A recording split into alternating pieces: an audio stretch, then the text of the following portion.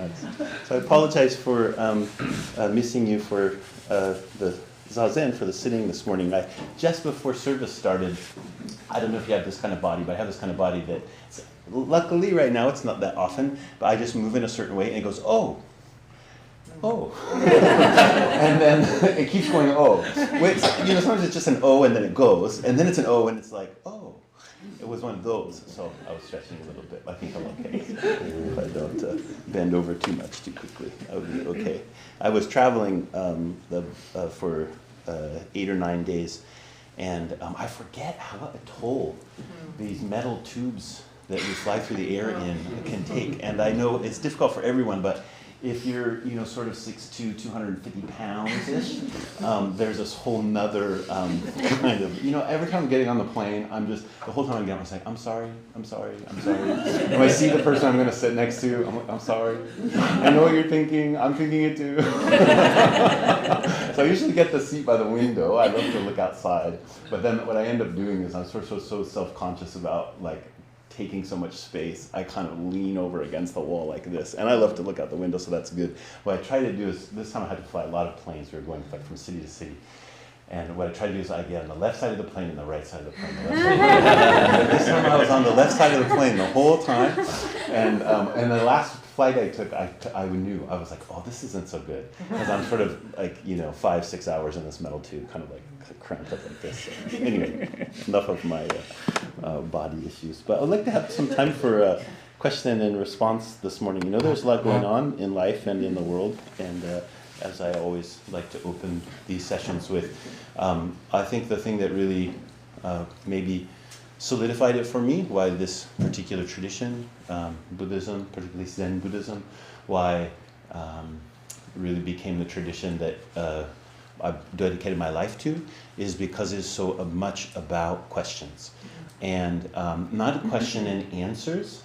Answers, we can use the word answer, it's semantics to some degree, but response. If we ask deep questions, the world will respond to us continually. And we could say that's what practice is learning how to not have all of our moment-to-moment experience being a sentence that is ended with an exclamation point, a period, etc., but at least a few more of these question marks. And when we come across real questions, those real questions are very liberating just in and of themselves. And the reason they're liberating is because it helps open up our closed sense of the world. Our consciousness is such that we're very given to closing down around our experience, and our shackles are kind of our own making. And so questions is one of these ancient technology to be able to just open up that thing which we close down so easily. And so in that sense, really all questions are good questions. And the question is not really good or bad. It doesn't have to be good or bad. It just has to be something that you're considering. And so in the Zen tradition, then to have opportunities where you share those questions, you ask those questions to a teacher and then receive some response. Hopefully, the response is not something which closes down your question, but allows the question to live in a new way. That's the goal anyway, and we don't always get there, but that's the idea. And through that process, or through that continual practice, we could say, this tradition has kept alive for some 2,500 years, not just as a kind of rigid set of understandings or practices that are prescribed and then prescribed in each generation in this kind of keep it the same sort of a way, but it's more like we say warm hand to warm hand, or a real living embodiment of the tradition.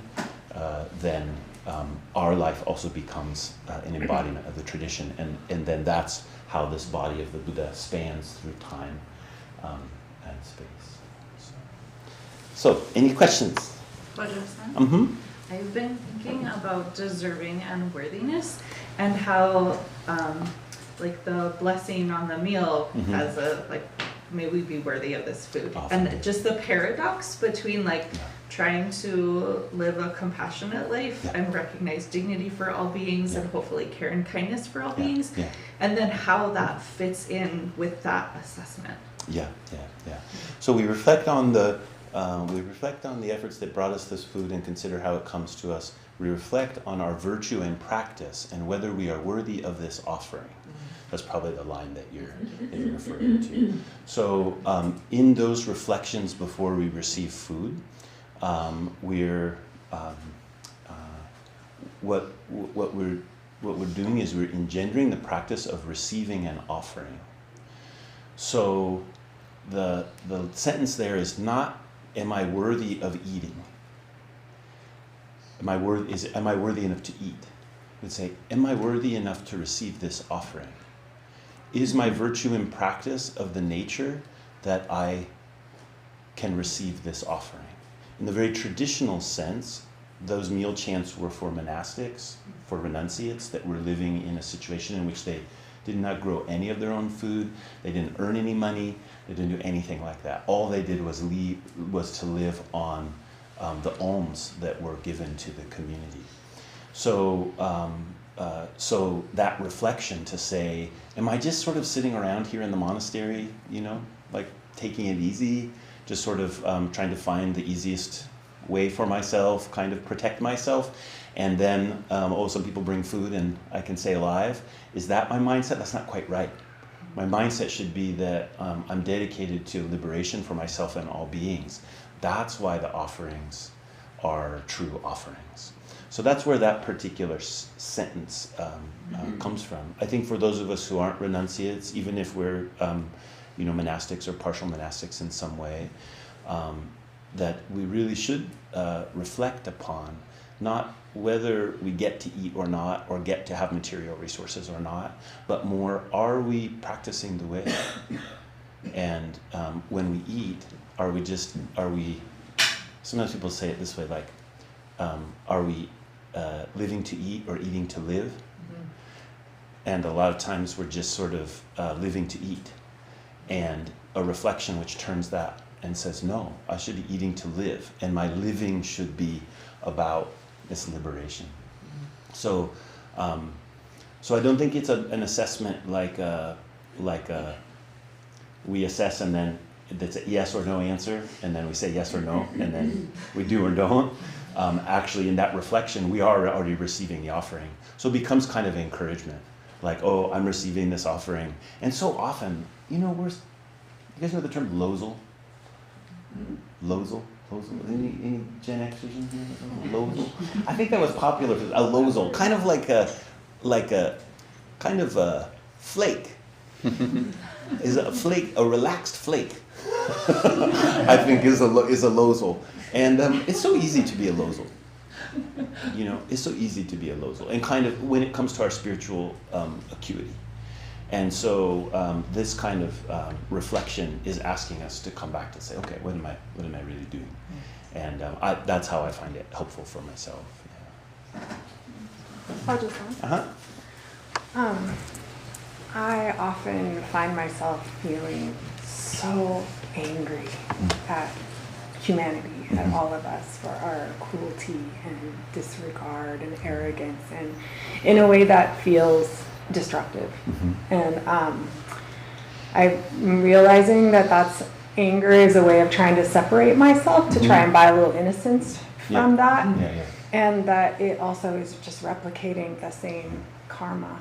And what is the medicine?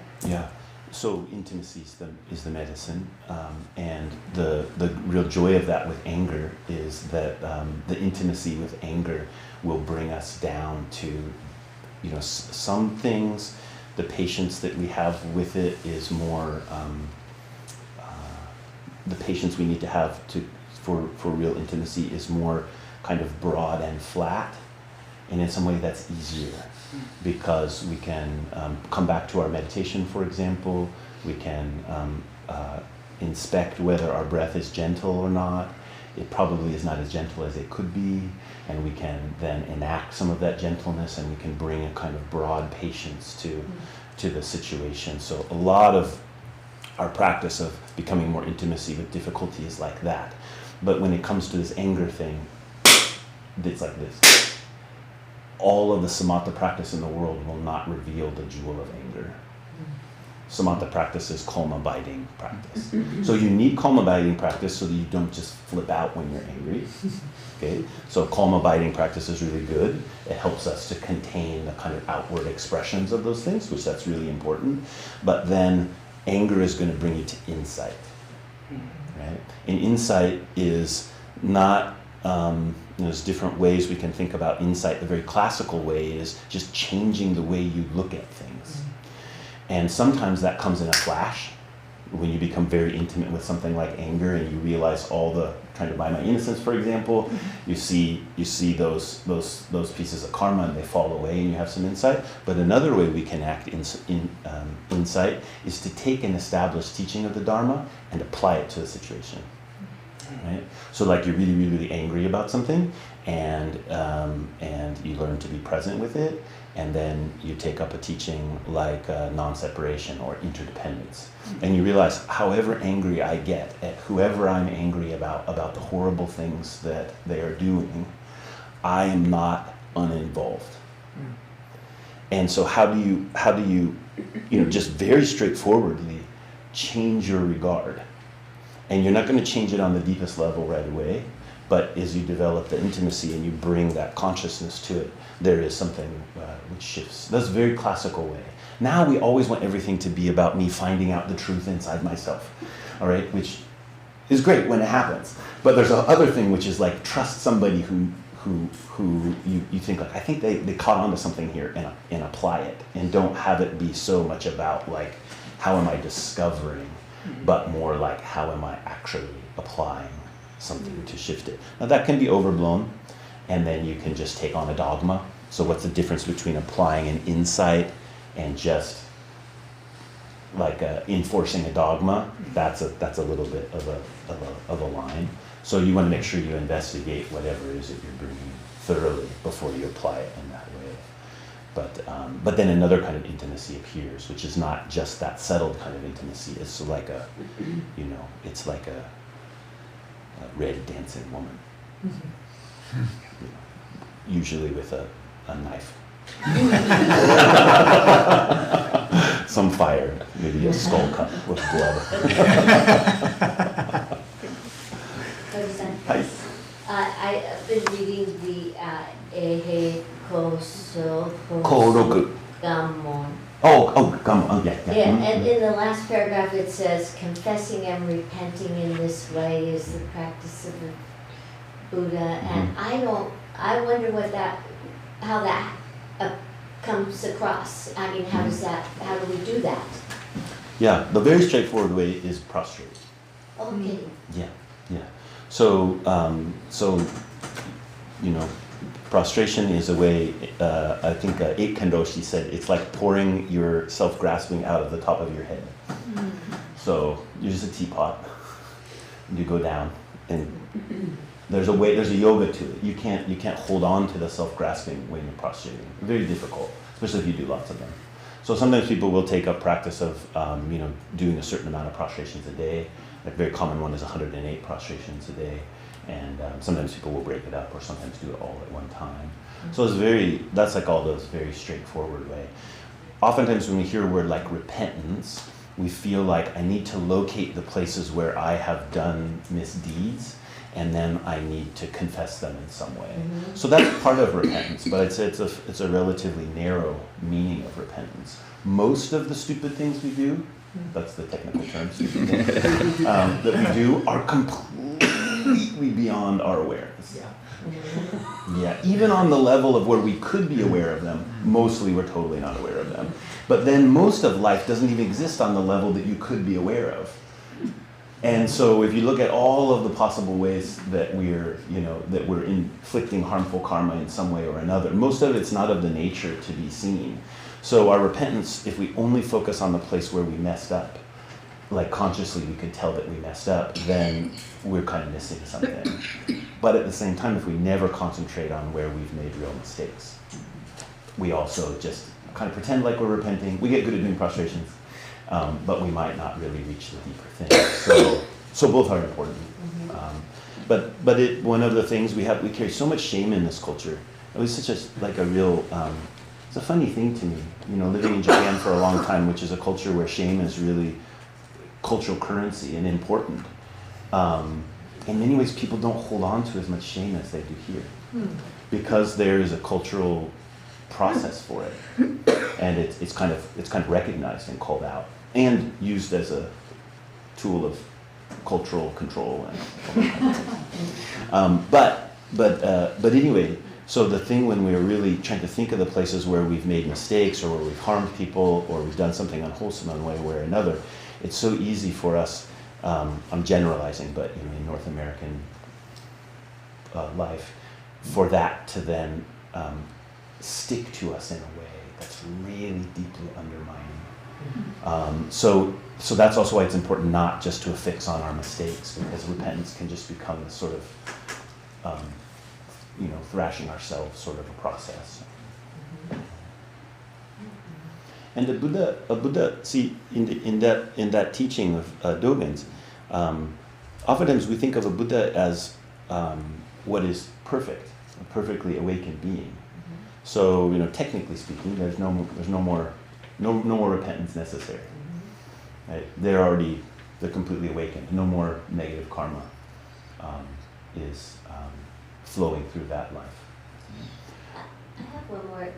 Could I say one more thing about that? Sure. And then over it. But the thing is, your Buddha nature is part of your whole being, which includes all of your deluded self.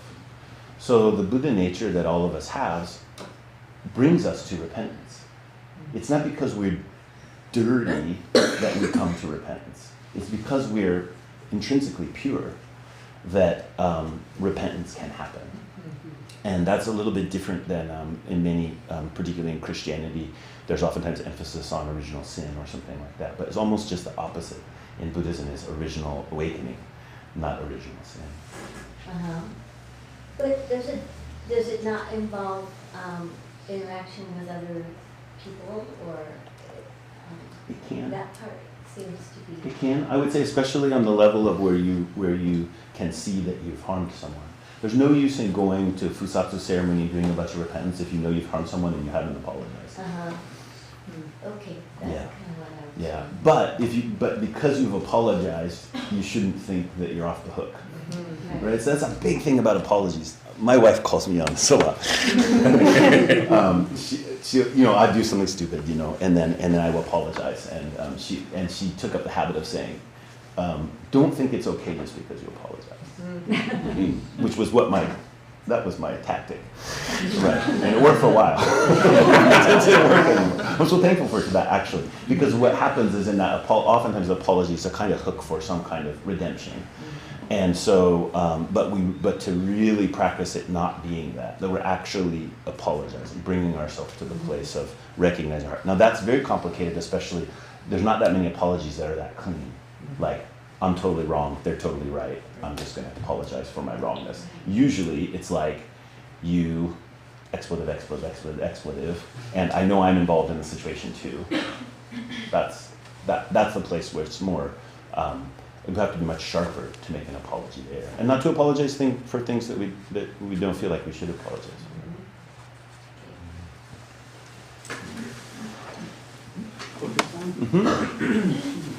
I had a question about the names of people that were passed on being chanted.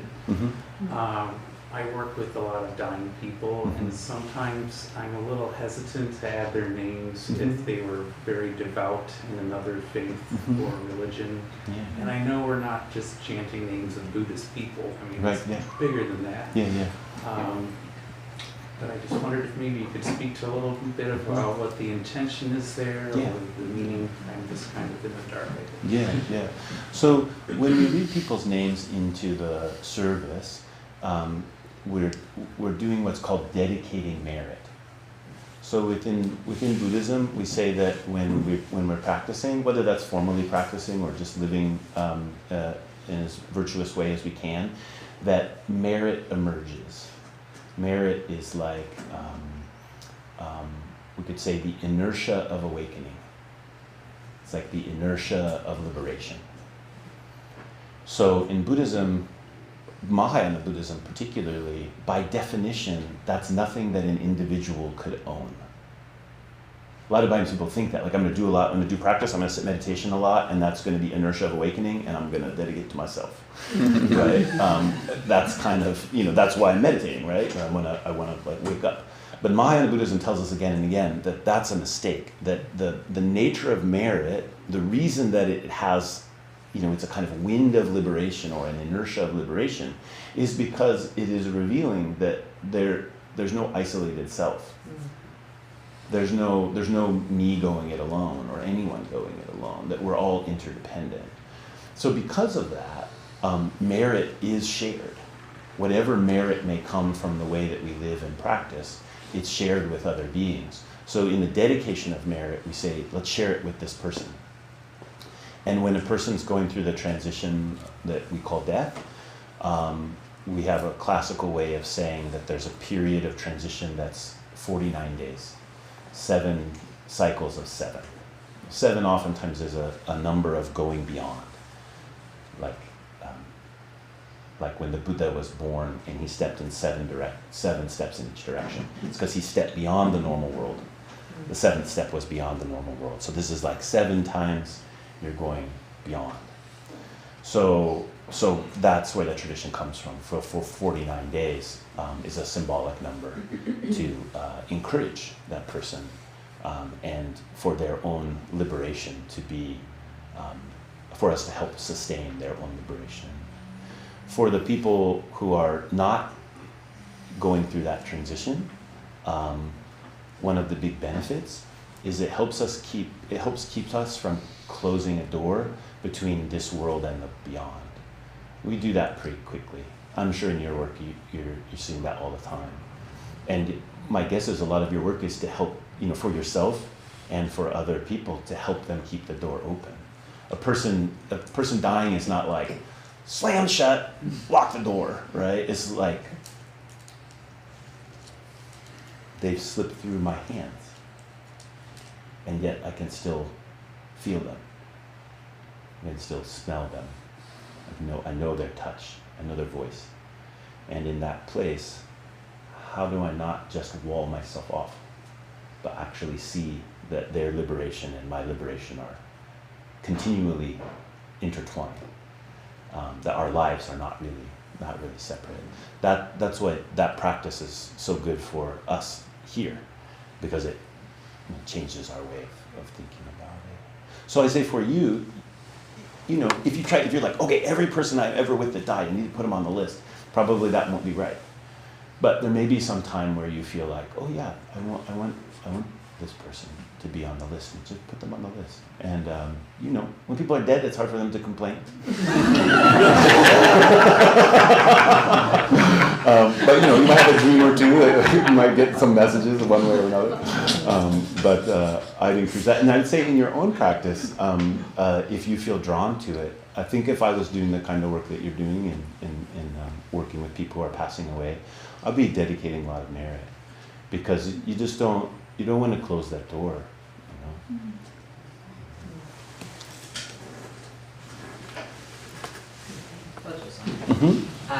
We've been reading the Lotus Sutra, and on Sundays a lot we talk about how there's no you, but there's also no you, and there's no birth, and there's no death, but then they talk about reincarnation a lot. So what is being reincarnated? Yeah. So this is one of those. This is really good question, and it's very old question, and I mean that in a good way. It's one that comes up again and again and again from antiquity in our tradition, and it takes this kind of like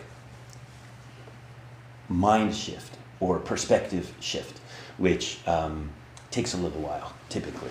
It's like you can kind of hear the explanation, and then you're like, okay, I guess I kind of get it, but still you're sort of looking at it this way, and you're trying to look from the other perspective. So I'll give that explanation a little bit, and we'll see where it goes. One of the things that makes rebirth teachings in the West complicated is that the ecosystem of South Asian spirituality all came to the West at the same time. So when we hear terms like reincarnation or rebirth, we have probably heard many different teachings about that actually come from very different spiritual traditions, like almost antithetical spiritual traditions. But because they all come from South Asia, we kind of think they're the same thing, and they all get kind of put on top of each other. So that's why when people are trying to be careful about this in the Buddhist world, we usually don't use the word reincarnation, because reincarnation oftentimes would refer to a particular way of understanding rebirth in which each individual being has an eternal soul, and that eternal soul is reborn again and again and in successive lifetimes. And then in those traditions, oftentimes the practice is for the eternal soul to be reunited with the Godhead. That's what the practice is. The Buddhism takes a 180-degree different stance on that. It says there is no eternal, abiding individual soul. And so rebirth is not a teaching about how something that exists as a thing gets reborn again and again and again. Rebirth is a teaching about how there being nothing which is separate from everything else emerges, an individual thing emerges again and again. But the individuality of that thing is not some kind of permanent, separate individuality. It's la karma. It is like a flow of causes and effects that then appear under certain conditions in different ways. So when we from a Buddhist standpoint, we say we pass away and there is a rebirth. We could think about it as being like a wave in the water. So if there's this wave and the next wave, did this wave become this wave? We can't exactly say. There's a motion that's happening which causes the next wave to appear from the force of this wave, but it's not that this wave exactly becomes this wave. And so rebirth is this teaching that that's happening on a massively cosmic scale.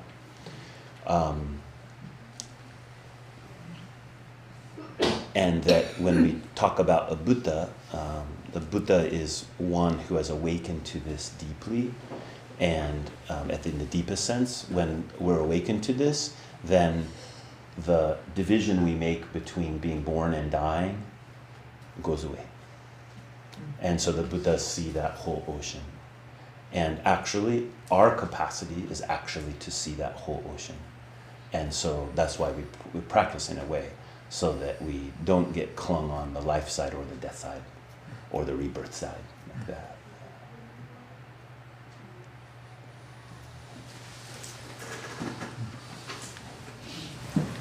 Hojo-san?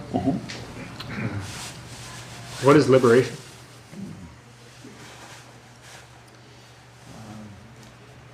The total dissolution of grasping after a self.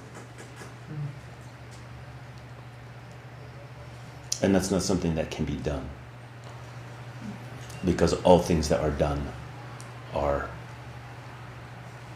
on some level or not informed by a self-grasping.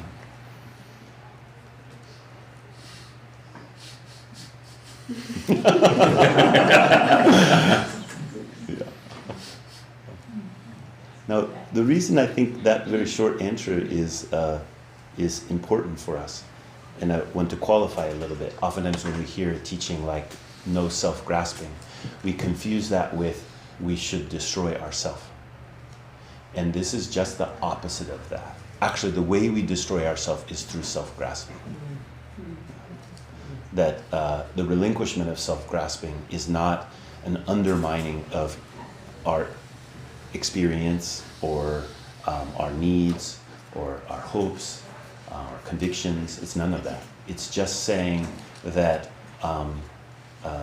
this tightness with which I hold the idea of myself as an actor in the world that is then interacting with all of these separate things, that makes me so lonely. And it makes me so unsatisfied and that's where the pain is coming from. When I release that, when I'm able to, able to release, I know something very different. And that's what our practice is about. Is just investigating that in more deep and full ways. And then sometimes when people use the word liberation, they will use it as a kind of like a momentary thing that might happen, and that also happens. Sometimes there's a very quick shift, and the world looks like a different place. Actually, it's probably happening to you, and mostly you don't notice it. Yeah.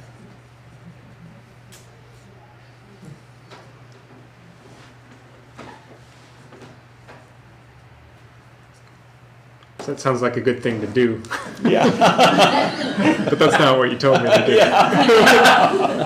Yeah. And right there is where the subtlety and the humor and the depth of the Zen tradition comes in. Because I know, with all my heart, I want to do that. And I know that it's not a thing to be done. It is something. It's not that I don't have to do anything, but what I have to do is not to try to make that happen. I have to put everything in alignment with that deep conviction. That's much harder than just doing something, because there's no object there's no object for us to do, which means everything, really every moment of thought could use an attitude adjustment, right? And so that's where the practice springs from, and we know that. Then we can find the joy in the successes that we're having, where we do find there's a realignment in the way I'm thinking about something, and there's an ease that emerges, or I don't engage that same argument again and again, and I realize like, oh, why have I been arguing about that for the past 54 years? It hasn't helped anything. And then we see like, oh, there's another possibility. So we should be looking for those things, but we don't make them happen. What we do is we try to align ourselves with that deep conviction that we know when we hear it. But then how do we align all the things?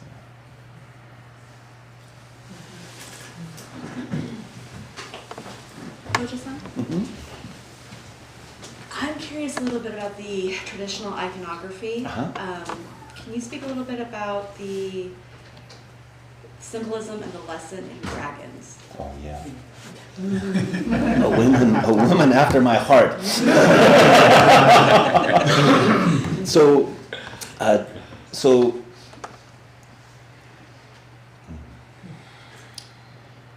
in South Asian Buddhism, Southeast Asian Buddhism, they don't talk about dragons as much as they talk about nagas, and those show up in different religious traditions in different ways. But and they also show up in Buddhism, and there's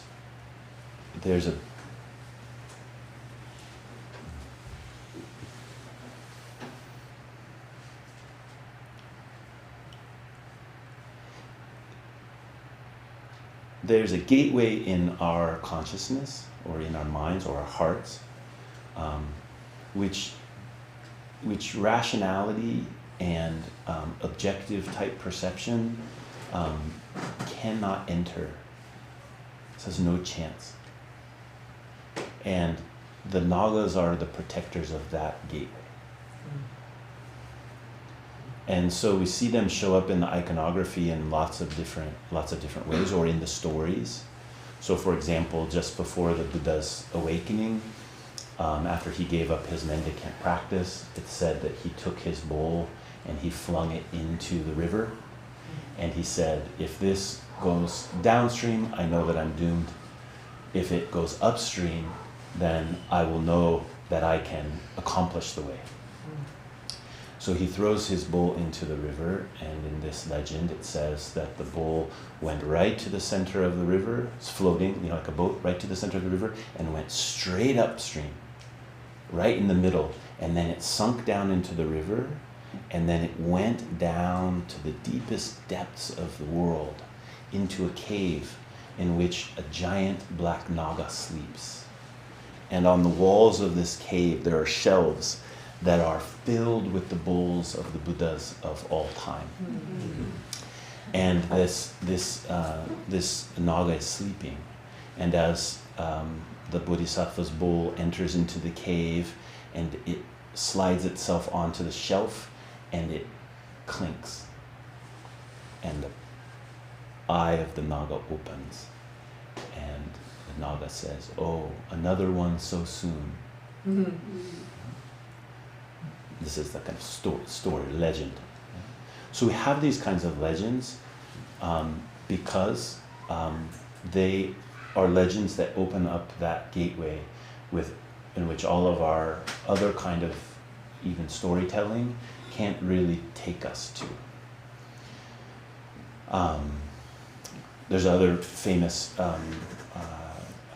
appearance of Naga in the cave on Pragbodhi Mountain, which is the mountain. Pragbodhi means before awakening mountain, where the Buddha's looking for a place to sit for awakening. And he goes up this mountain, and some things happen, and he's coming down the mountain, and there's a cave, and he goes into the cave, and there's a Naga there that begs him to be awakened there and to teach the Dharma. And then the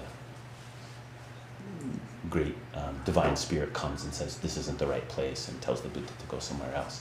But then, as the Buddha leaves the cave, it says that he leaves his shadow there.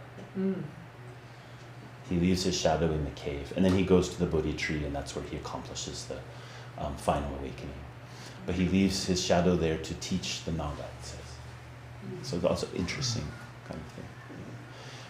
You'll see oftentimes in traditional iconography where there's a Buddha sitting, and then there's either one or many serpents that are coming and shading the Buddha, or being like a canopy to keep him from the rain. So that's also a legend about his awakening, that these ungraspable spirits of the depth came and protected the Buddha, or we could say enshrined the Buddha. That would be another way we might talk about it. So now flash to China, and all of these Nagas start to correspond with, or start to be connected with a deep culture of dragons. And where the Nagas in South Asia tend to be more in the water and the earth, the dragons oftentimes have their home in the sky, as well as the earth and the water, but much more kind of sky imagery. And those qualities of that doorway that were latent in Chinese culture started to become very vigorous within the Mahayana Buddhism of the Chinese kind of Chinese world. So you oftentimes will see like Avalokiteshvara, the Bodhisattva of compassion. It's very common that she will be standing on a dragon, or she'll be entwined by a dragon of some kind. And so in that iconography, when we see that, one of the things that it can remind us of is that gateway.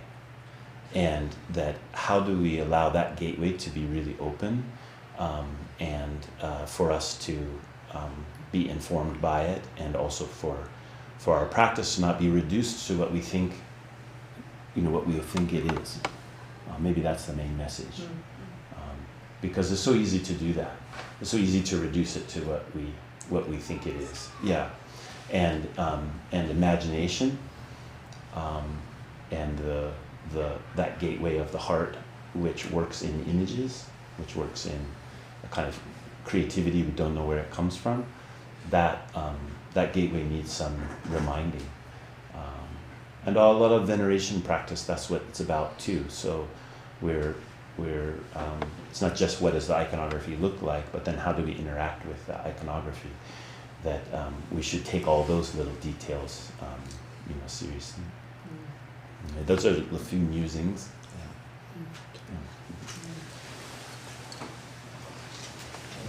I have time for one more.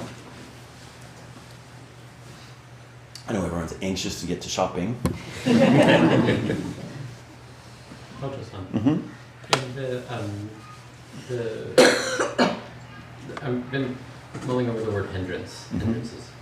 And the three refuges says, may all beings support I take refuge in Sangha, may all beings support harmony in the community free from hindrance. And then again in the Heart Sutra, beyond fear, without hindrance there is no fear. I know hindrance has like a technical meaning. Talk a little bit about that, but also maybe just in kind of an everyday sense of the meaning and how it applies. Yeah, so hindrance in the kind of a classical sense, hindrance is all of the things that we do. I know this is very circular logic. This is kind of how Asian philosophy works. It's a little bit circular. They're all the things that keep us from liberation. So that's kind of how they're operationally defined. So what is it that keeps us from liberation? That's part of what our practice is to find out what that is, but classically would be defined as unwholesome karma. So unwholesome karma is everything that is fueled by greed, hate, and delusion in such a way that it re-emphasizes our kind of self-grasping and takes the self-grasping that's there and exacerbates it, makes it stronger. So our hope should be that we are able to free ourselves from those hindrances. Now, the thing that's tricky about that is when we make war on the hindrances are actually using us. Like if we make war on our anger, we just make more anger. Or we create this other kind of twisted subterfuge, is that word? So we create this other sort of problem with it.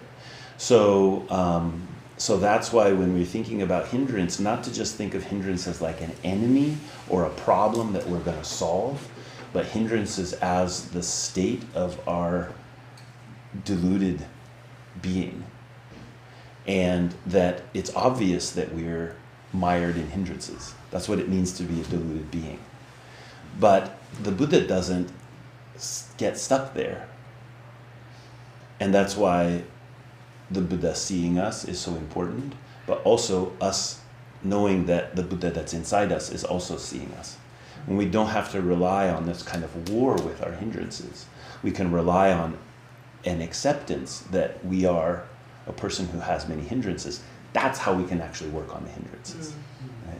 If we make war against them, they replicate themselves. Now, I'm not saying you should never say to yourself, shape up. You probably should say that a lot more than you do. But it's just, how do we say that? There's a place where we just kind of say, shape up, and you go, I get it, I need to do that.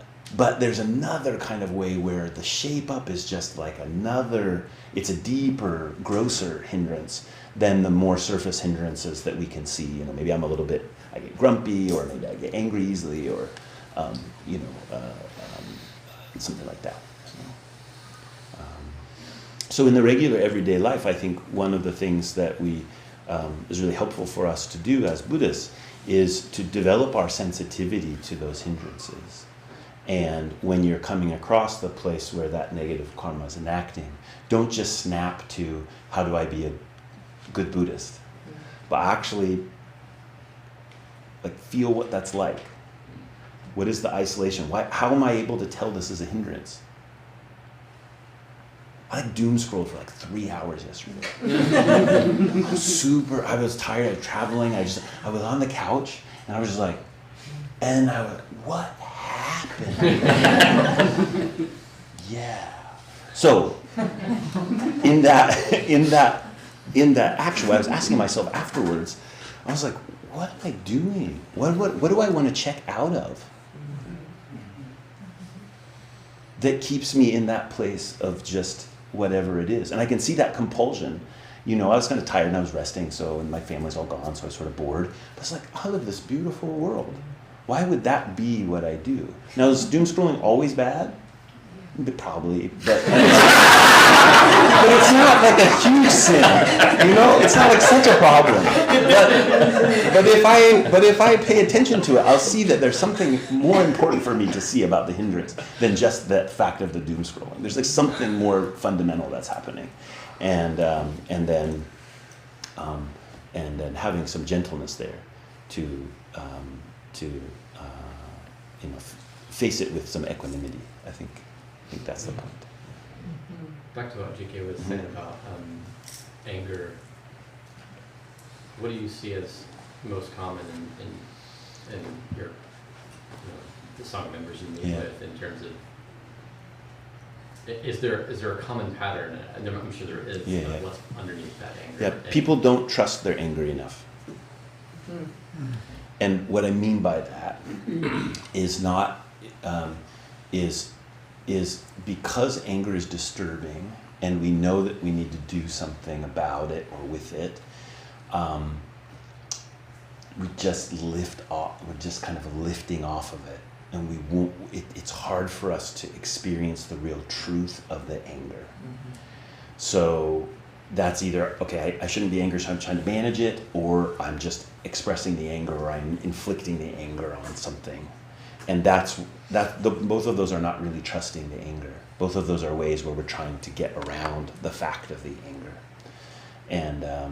And the fact of the anger is so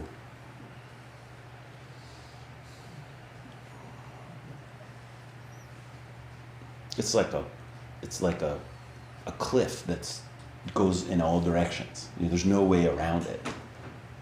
And so the trusting the anger means then we're not trying to wiggle out or get it out of us or shut it down. We actually have to face that thing that's right there. And then something will shift if we practice that way. We don't have to do something with the anger. Anger can just be. And when anger can just be, then we start seeing the truth that the anger is trying to teach us. Because it's trying to teach us something. It's not just a thing that happens. It's really a deep teacher. But before we can really trust it, we have to do this other kind of work, right? Like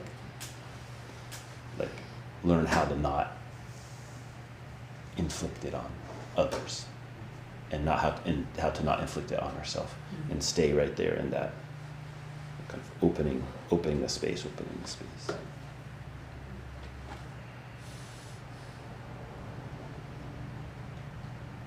I would say also, most of us have not had good examples of clean burning anger. And so it's hard for us to even sort of know what it might feel like or look like, because most of the anger is so complicated and so sort of treacherous. But that very clean burning anger has a real, it can just flip. So yeah, more meditation.